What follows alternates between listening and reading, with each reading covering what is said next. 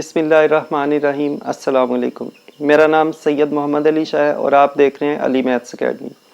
आज हम 9th class के लेक्चर नंबर 24 का आगाज़ करेंगे। लास्ट लेक्चर में हमने एक्सरसाइज 1.6 के क्वेश्चन नंबर 1 का फर्स्ट पार्ट किया था मैट्रिक्स इन्वर्स मेथड से। तो वो फर्स्ट पार्ट था, इसलिए मैंने डिटेल में आप लोगों को एक्सप्लेन किया था। अब इस क्वेश्चन के जो बाकी पार्ट्स हैं 7, उनको हम जल्दी सॉल्व करके मैं आपको दिखाता जाऊंगा ताकि आप उनको जल्दी से समझ सकें और आप इनका स्क्रीनशॉट लेके इसको जूम करके आसानी से समझ सकते हैं। तो हम आगाज़ करते हैं पार्ट नंबर 2 का। पार्ट नंबर 2 में भी उसी तरह दो इक्वेशंस गिवन है। सबसे पहले हमने मैट्रिक्स ऑफ कोफिशिएंट्स लिखा और जहाँ पे वेरिएबल के साथ कुछ ना लिखा हो वहाँ पे हम 1 लिखते हैं, क्योंकि अगर यहाँ पे 0 हो तो ये मल्टीप्लाई होकर y ख़त्म हो जाता है। अक्सर स्टूडेंट्स यहाँ पे मिस्टेक करते हैं, 0 लिख देते हैं।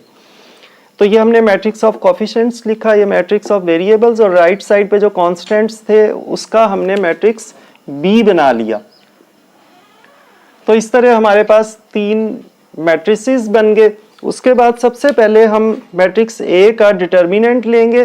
2 5 10 माइनस 6 1 6, तो ये डिटर्मिनेंट की वैल्यू 4 आ गई। फिर हमने ए का एडजॉइंट ले लिया, इन दोनों की प्लेस चेंज की, इन दोनों के साइंस चेंज कर दिए और एडजॉइंट को डिटर्मिनेंट से डिवाइड किया, तो ये हमारे पास ए इनवर्स की वैल्यू आ गई। अब ये ए इनवर्स की जगह हमने फार्मूला में उसकी वैल्यू लगा दी और बी मैट्रिक्स की जगह ये बी मैट्रिक्स की वैल्यू लिख दी। अब इन दोनों मैट्रिसेस को पहले मल्टीप्लाई करेंगे और आंसर जो आएगा उसको 4 से डिवाइड करेंगे। तो फर्स्ट रो को फर्स्ट कॉलम से मल्टीप्लाई किया, सेकंड रो को सेकंड कॉलम से, और 4 उसी तरह नीचे आ जाएगा। फिर इनको मल्टीप्लाई किया प्लस माइनस करके ये आंसर आया। अब हम क्या करेंगे कि इन दोनों वैल्यूज को 4 से अलग अलग डिवाइड कर देंगे। तो इन दोनों की कटिंग की 7/2, इन दोनों की कटिंग की -4। तो हमारे पास x की वैल्यू आ गई 7/2 और y की वैल्यू -4 आ गई। क्वेश्चन नंबर 1 का थर्ड पार्ट, इसमें जो इक्वेशंस गिवन है इनमें से हमने मैट्रिक्स ऑफ कोफिशिएंट्स लिखा, उसके बाद बाकी दोनों मैट्रिसेस लिखे। सबसे पहले ए का डिटर्मिनेंट लिया तो इसकी वैल्यू आई -10। उसके बाद एडजॉइंट लिया, इन दोनों की प्लेस चेंज कर दी और इन दोनों के साइन चेंज कर दिए। उसके बाद ए इनवर्स का फार्मूला लिखा, एडजॉइंट ऊपर और डिटर्मिनेंट नीचे लिखा, तो ये हमारे पास ए इनवर्स बन गया। उसके बाद फार्मूला में हमने ए इनवर्स की जगह उसकी वैल्यू लिखी, बी की जगह बी मैट्रिक्स लिखा, इन दोनों को मल्टीप्लाई कर दिया, फर्स्ट रो को फर्स्ट कॉलम से, सेकंड रो को सेकंड कॉलम से, और नीचे -10 उसी तरह। उसके बाद इनको आपस में मल्टीप्लाई किया, फिर इनको प्लस माइनस करके ये हमारे पास वैल्यूज आ गई। इन दोनों को अलग अलग हमने -10 से डिवाइड कर दिया। कटिंग के बाद हमारे पास x की वैल्यू बनी 3/5 और y की वैल्यू बनी 14/5। अब हम इसको जल्दी से चेक भी कर लेते हैं। अगर आप पेपर में आपको शक हो कि आपका आंसर दुरुस्त आया या नहीं आया, तो उसके लिए आप इसको क्विकली चेक कर सकते हैं। कोई एक इक्वेशन ले लें, सपोज 4x + 2y = 8 है हमारे पास, तो x की जगह ये वैल्यू लगाएंगे, y की जगह ये, तो 4 × x की जगह आ गया 3/5 प्लस 2 × y की जगह 14/5 = 8। अब 4 3s 12/5 प्लस 14 2s 28/5 = 8। दोनों के नीचे 5 है, ये एलसीएम आ गया 12 प्लस 28, क्योंकि दोनों के नीचे 5 है, = 8। तो ये बन गया 40/5 = 8। तो इन दोनों की कटिंग की तो 8 = 8 आ गया। इस तरह आप चेक कर सकते हैं कि आपका आंसर दुरुस्त है या नहीं है। क्वेश्चन नंबर 1 का फोर्थ पार्ट है। इसमें जो इक्वेशंस गिवन है इसके हमने 3 मैट्रिसेस बना लिए। सबसे पहले ए का डिटर्मिनेंट लिया, उसके बाद इसका एडजॉइंट, इन दोनों को डिवाइड किया, तो ये हमारे पास ए इनवर्स आ गया। उसके बाद फार्मूला में ए इनवर्स की जगह उसकी वैल्यू और बी की जगह बी मैट्रिक्स लिख दिया। फिर इनको हमने मल्टीप्लाई कर दिया, नीचे 4 उसी तरह है। उसके बाद इनको मल्टीप्लाई करके फिर प्लस माइनस करके ये टर्म्स आई। तो इन दोनों को हम अलग अलग 4 से डिवाइड करेंगे, तो x की वैल्यू आ गई -2 और y की वैल्यू 0। अब ये वैल्यूज क्विकली हम किसी भी एक इक्वेशन से चेक कर सकते हैं। अगर x की जगह -2 लगाते हैं तो 3 × -2 -6 बनेगा, और ये y 0 है तो ये टर्म 0 हो जाएगी। सो -6 = -6। इसका मतलब हमारे आंसर बिल्कुल दुरुस्त है। क्वेश्चन नंबर 1 का पार्ट नंबर 5, इसके हमने सबसे पहले 3 मैट्रिसेस बनाए और ये जो मैट्रिक्स है इसका डिटर्मिनेंट लिया, तो इसकी वैल्यू हमारे पास 0 आ गई। और जब हम इन्वर्स सीख रहे थे उस टाइम मैंने बताया था कि अगर किसी मैट्रिक्स का डिटर्मिनेंट 0 आ जाए तो उसका इन्वर्स पॉसिबल नहीं होता।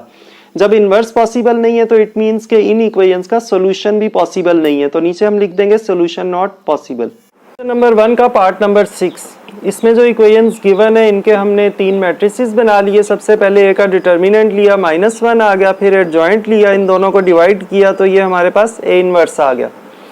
अब फार्मूले में ए इनवर्स लिखा, उसके बाद बी मैट्रिक्स लिखा, इन दोनों को हमने मल्टीप्लाई कर दिया, नीचे -1 उसी तरह, उसके बाद इनको मल्टीप्लाई करके प्लस माइनस करके ये वैल्यूज आ गई। अब इन दोनों वैल्यूज को अलग अलग -1 से डिवाइड कर दिया तो x की वैल्यू 4 और y की -7 आ गई। अब इसको क्विकली चेक कर लेंगे, x की जगह अगर हम 4 लिखें तो ये 16 बनेगा और y की जगह -7 लिखें तो 16 - 7 9 बनता है, जो कि राइट हैंड साइड है।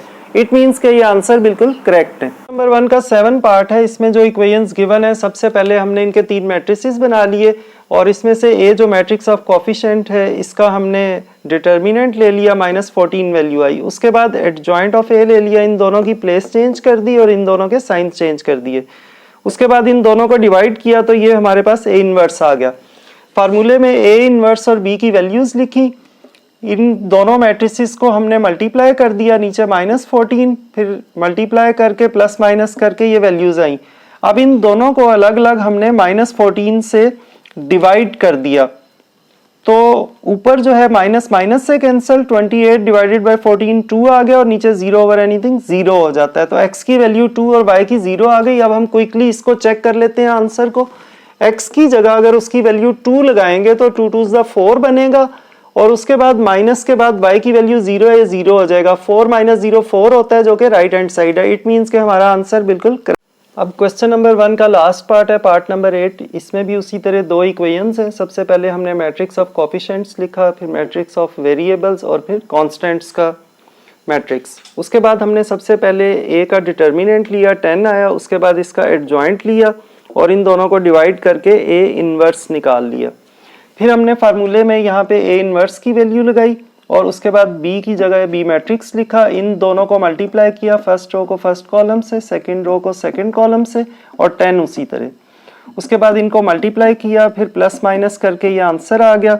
उसके बाद हमने इन दोनों टर्म्स को 10 से बारी बारी डिवाइड कर दिया तो हमारे पास ये फाइनल आंसर आ गया। अब x की वैल्यू बनी 4 और y की वैल्यू बनी 2, ये हमने लिख दी। अब इसको हम चेक कर लेते हैं क्विकली। x की जगह अगर हम 4 लगाते हैं, 3 4 = 12 माइनस y की जगह अगर 2 लगाते हैं, 4 2 = 8, तो 12 - 8 4 बनता है, जो कि राइट हैंड साइड है। इट मीन्स कि हमारा ये आंसर बिल्कुल करेक्ट है।